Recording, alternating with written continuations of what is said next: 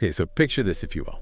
You're in ancient India, like a bustling marketplace, all those scents of spices and all the sounds of just like a real crowded marketplace.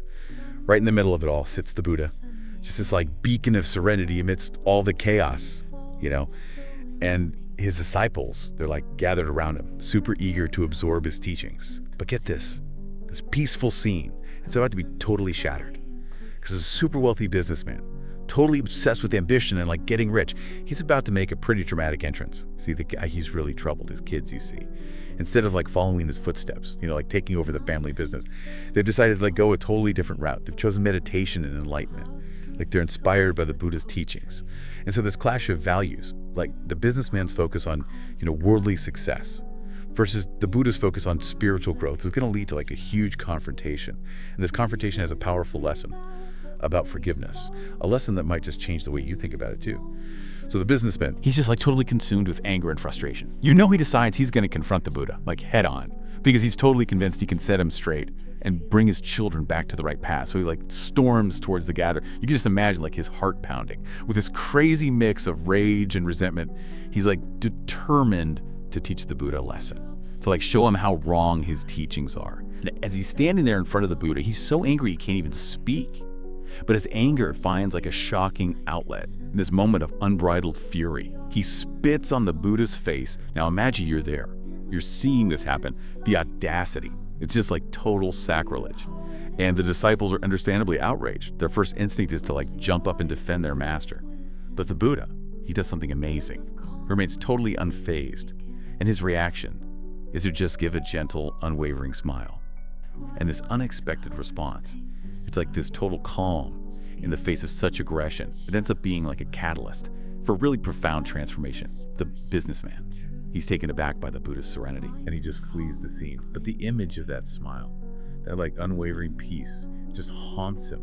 He can't sleep, his mind is racing. It's like his whole worldview has been shaken. It's as if the Buddha's calmness has exposed this deep unrest within him, an unrest he can no longer ignore. So driven by this newfound sense of unease, and like a tiny bit of remorse, the businessman goes back to the Buddha the next day, and he falls to his knees, begging for forgiveness. You can just feel like his heart is heavy with the weight of what he did. But the Buddha's response, it's not what anyone expects. "I cannot excuse you," he says, and his voice is as calm as the day before. The disciples gasp.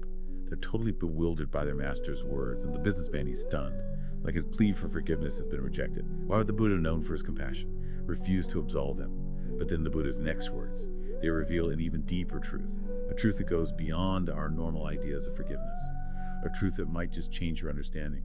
He says, "Why should I excuse you when you have done nothing wrong? The man who spat on me is not here anymore. What could he possibly mean by this?" Is he like dismissing the businessman's actions? No, he's doing something else. He's highlighting a profound truth about the nature of self, the ever-changing, impermanent nature of who we are. He's recognizing the man who spat on him, the one consumed by anger and a materialistic mindset, is not the same man who now kneels before him seeking forgiveness. The Buddha isn't condoning the act itself, but he's acknowledging the genuine transformation in the businessman's heart. He sees the remorse, the shift in perspective, the desire for something more. And in that, he sees the potential for true forgiveness. This is where we really start to unpack the Buddha's profound teachings on forgiveness. It's not about the offender, it's about the forgiver. It's about releasing the grip of anger and resentment, not for their sake, but for your own peace of mind. Think about it. When you hold on to anger, who suffers more? The other person might not even notice. They might be going about their life, while you're carrying the weight of that negativity, letting it poison your own well-being. The Buddha's teachings challenge us to consider a radical idea. Forgiveness, in its truest sense, is an act of self-compassion. It's about freeing yourself from the prison of negativity, understanding that clinging to anger is like grasping a hot coal hoping to throw it at someone else. But in the end, you're the one getting burned. The businessman's initial reaction, the anger, the disrespect, it's a reflection of his own inner turmoil, his attachment to material success, his frustration with his children's choices. But the Buddha's response, that unwavering serenity, it acts like a mirror, reflecting back the futility of his anger. It's a silent message. Your anger doesn't touch me. It has no power over me. And that's the first step towards true forgiveness.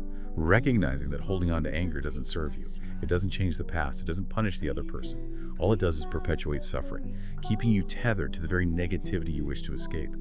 The businessman, witnessing the Buddha's unwavering peace, begins to see the emptiness of his own anger. He realizes that clinging to it is only hurting himself. This realization, this shift in perspective, is the key that unlocks the door to genuine forgiveness. And it's in that letting go, that releasing of anger and resentment, that he finds a taste of true peace, a liberation from the self-inflicted chains of negativity. Now you might be thinking, this all sounds nice in theory, but what about in real life? When someone hurts you deeply, how can you simply let go of the pain, the betrayal, the injustice? And that's a real challenge, isn't it? Forgiveness, especially when we've been deeply wounded, can feel impossible. It can feel like betraying ourselves, like minimizing the harm that was done. But what if I told you that true forgiveness doesn't mean forgetting? It doesn't mean condoning or excusing harmful actions. It doesn't require reconciliation or allowing someone back into your life if it's not safe or healthy. It's about recognizing that holding on to anger is like drinking poison and expecting the other person to die. You're the one who ends up suffering. The Buddha's teachings, they aren't about letting the other person off the hook. They're about freeing yourself from the burden of that negativity. It's a process, not a one-time event. It takes courage, honesty, and a deep commitment to your own well-being. And it's a journey worth taking, because when we can truly forgive, we open ourselves up to a deeper sense of peace, compassion, and ultimately freedom. Now let's shift our focus for a moment and look at another crucial aspect of this story, one that often gets overlooked: the power of the Buddha's response. That simple smile in the face of such aggression speaks volumes. It's a demonstration of true equanimity, an unwavering inner peace that can't be shaken by external circumstances. It's as if he's saying, your anger is your burden to bear. It has no power over me. This is a profound message, not just for the businessman, but for all of us. It reminds us that we have a choice in how we respond to negativity. We can choose to react with anger, defensiveness, perpetuating the cycle of suffering. Or we can choose to respond with compassion, understanding, and ultimately peace. A Buddha smile is a symbol of that choice, a reminder that our inner peace is ours to cultivate, regardless of what life throws our way.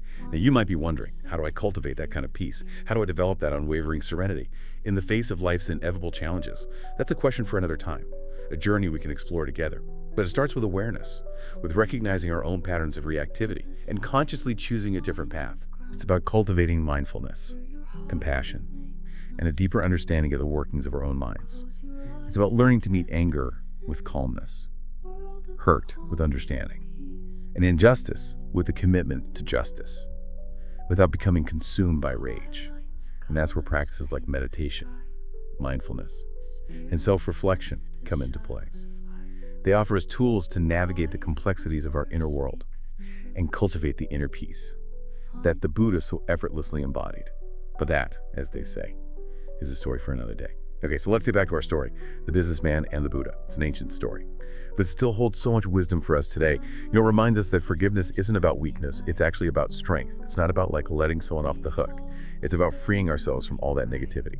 And the businessman's journey is like a perfect example of this. You know, his transformation didn't happen right away. It started with like this tiny moment of recognition, this little glimpse into like how empty his anger really was. And it was the Buddha's serenity that helped him see that. And that moment, it planted a seed of doubt. A seed that made him question like his whole worldview. And that seed, nurtured by the Buddha's teachings and his own thoughts, it started to grow. It led him on this whole new path, a path toward understanding and compassion. And finally, forgiveness. And you might be thinking, okay, well, what does this have to do with me? My life isn't ancient India. I'm not like facing down a Buddha. And you're right, your life is unique. You have your own challenges. But the principles here, they're universal. You know, the human heart, it doesn't matter what time period or where you live, it grapples with the same emotions. Anger, resentment, the desire for revenge, these are all part of the human experience. But the Buddha's teachings, they offer us a different way to deal with these emotions, a way that doesn't deny they exist, but recognizes that they can hold us back. So think about a time when you felt really wronged, like maybe someone betrayed your trust, or really hurt you, or acted unfairly. How did you react? Did you hold on to the anger, let it just fester and grow? Did you want revenge? Did you think that would bring you closure? These reactions, they're totally understandable, but they often lead to this cycle of suffering. We hold on to the hurt. We keep replaying it in our minds, and it poisons our present and our future. We want payback, but we just end up trapped in this endless loop of pain. The Buddha's approach is different. It gives us a way out of that cycle. It's not about saying that what the other person did was okay. It's about recognizing that holding on to anger doesn't help. It's about understanding that real forgiveness is a gift you give yourself. It's about letting go of the past and embracing a future without resentment. Now, I know this sounds hard. Forgiveness is tough, especially when you've been really hurt. It can feel impossible. It can feel like you're betraying yourself. Like you're saying that the harm done to you wasn't that bad. But what if I told you that real forgiveness? It doesn't mean you forget. It doesn't mean you condone what happened or excuse it. It doesn't mean you have to reconcile with that person or let them back into your life. If it's not safe or healthy for you, it's about understanding that holding on to anger. It's like drinking poison yourself and expecting the other person to die. You're the one who ends up suffering. The Buddhist teachings aren't about letting the other person off the hook. They're about freeing yourself from that negativity. It's a journey, not like a one-time thing. It takes courage and honesty and a deep commitment to your own well-being. But the rewards, they're huge. True forgiveness. It opens the door to healing, to inner peace, to understanding yourself and the world better. It'll let you move on, not because you forget the past, but because you learn from it. Remember, the Buddha didn't excuse the businessman's actions. He recognized that the businessman had hurt him. But he also saw the potential for the businessman to change. He saw that the businessman was sorry, that he was willing to look at his own negativity. And in that, he saw a way for the businessman to be redeemed. This is what forgiveness is all about. It's about looking past the wrong that was done and seeing the potential for growth and transformation in both ourselves and others. The story of the businessman and the Buddha, it's more than just an old story. It's like a mirror, reflecting our own struggles with anger and resentment and our desire for peace. It reminds us that forgiveness isn't weak, it's a sign of strength. It's the strength to let go of negativity and embrace the possibility of a better future. As we wrap up our exploration of this encounter in its message, I want to invite you to think about something in your own life. Think about a situation where forgiveness just feels really hard, where you still feel angry or resentful. How could the Buddha's perspective on forgiveness change how you see that situation? Could you let go of the need to be right, to see yourself as a victim? Could you maybe try to look at the person who hurt you with compassion, to recognize that they have the potential to grow and change, just like the Buddha saw in the businessman? This isn't about saying what they did was okay. It's about changing your perspective. It's about realizing that holding on to that anger, it hurts you more than anyone else. Imagine for a second what it would feel like to just let go of that burden, to forgive yourself and that other person. What would that open up inside you? What new possibilities could you see? True forgiveness is a journey you know. It takes time. It requires patience and self-compassion. And you have to be willing to face the pain that's holding you back. But every step you take towards forgiveness brings you closer to peace.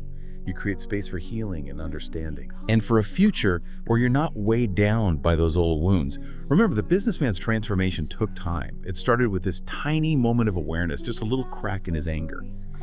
And that let a tiny bit of light in. And that light grew stronger because of the Buddha's teachings. And because the businessman was willing to change, it eventually changed his whole being. And you have that same power inside you, the power to forgive, to heal, to choose peace over resentment. It's there in all of us. So here's what I want you to think about. See, forgiveness is an opportunity, not a chore. It's a chance to break free from the past and step into a future full of peace and understanding. And it's full of the freedom that comes with true forgiveness.